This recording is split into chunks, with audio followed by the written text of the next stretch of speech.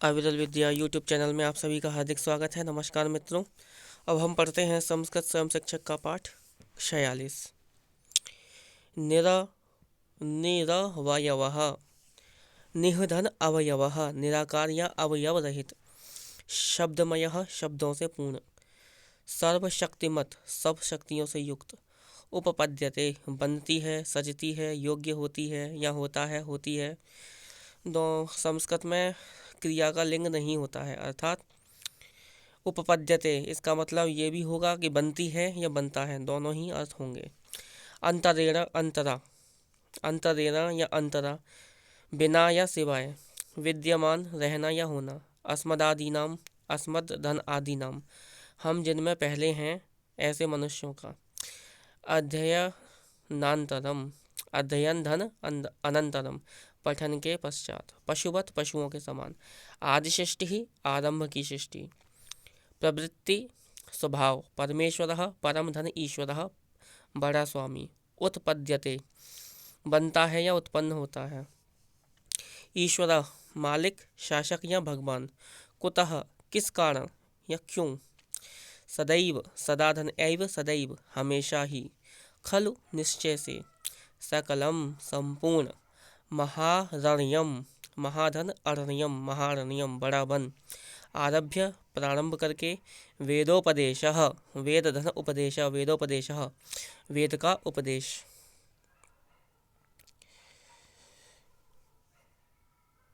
आइए अब इन जो गुरु शिष्य संवाद है इसको पढ़ते हैं।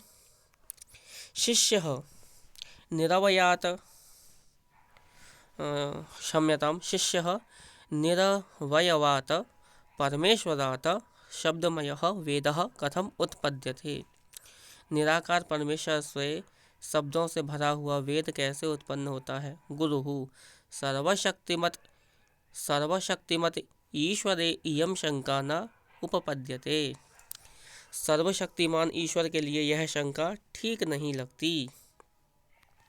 शिष्य कुतः क्यों, गुरुः मुखादि साधनम अंतरापि तस्य कार्यं कर्तुं सामर्थ्यस्य सदैव विद्यमानत्वात्, मुख आदि साधन के बिना भी उसका कार्य करने के लिए सामर्थ्य सदा रहता है।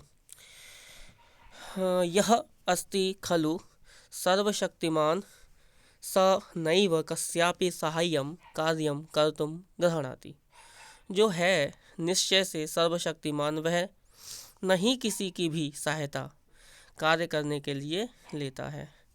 यथा अस्मदादीनां सहाय्येन विना कार्यं कर्तुं सामर्थ्यं नास्ति न च ईश्वरे, जैसे हम जैसों का सहायक के बिना कार्य करने के लिए सामर्थ्य नहीं है, ना ही और ईश्वर में, अर्थात हमारी जैसी अवस्था ईश्वर में नहीं है। यथा निरवयवेन ईश्वरेण सकलं जगत रचितं तदा तथा वेद रचने का शंका अस्ति, जब निराकार ईश्वर ने सब जगत रचा है तब वेद रचने में क्या शंका है। शिष्य जगत रचने तो खलु ईश्वरम अंतरेण न कस्यापि सामर्थ्यम अस्ति, जगत रचने में तो निश्चय से ईश्वर को छोड़कर किसी का भी सामर्थ्य है। जगत रचने में तो निश्चय से ईश्वर को छोड़कर नहीं किसी का भी सामर्थ्य है, अर्थात किसी का सामर्थ्य नहीं है।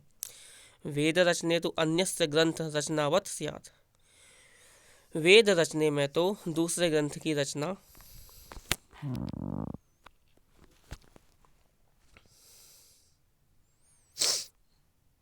वेद रचने में तो दूसरे ग्रंथ की रचना के समान सामर्थ्य हो सकता है। गुरुः ईश्वरेण रचितस्य वेदस्य अध्ययनानन्तरम् एव ग्रंथ रचने कस्यापि सामर्थ्यं स्यात् न च अन्यथा, ईश्वर द्वारा रचे हुए वेद के अध्ययन के पश्चात ही ग्रंथ रचने में किसी का भी सामर्थ्य होता है, नहीं और किसी प्रकार से।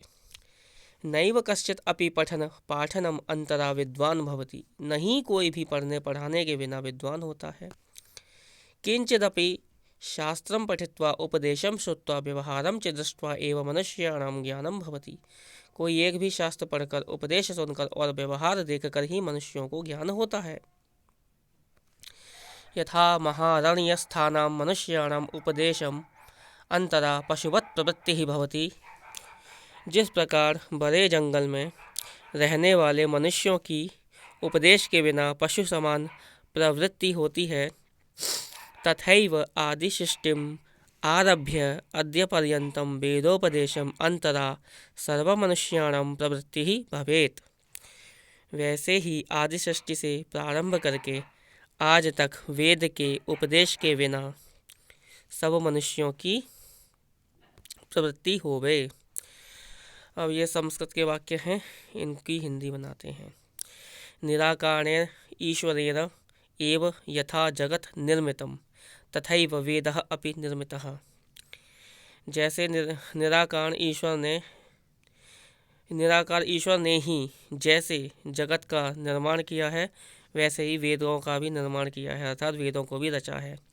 हस्तपादादि साधनं विना सह ईश्वरः यथा सृष्टिं रचयति तथा वेदम अपि सह एव रचयति।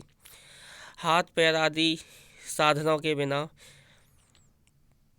जैसे ईश्वर जिस प्रकार सृष्टि को रचता है, वैसे ही वेद को भी वह ही रचता है।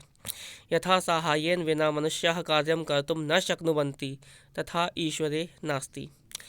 जैसे मनुष्य बिना सहायता के कार्य नहीं कर सकता या कार्य करने में समर्थ नहीं होते हैं, वैसा ईश्वर में नहीं है, अर्थात वैसा ईश्वर के लिए नहीं है। सह अन्यस्य सहाय्येन विना अपि सर्वं स्वकीयं रचना कार्यं कर्तुं शक्नोति।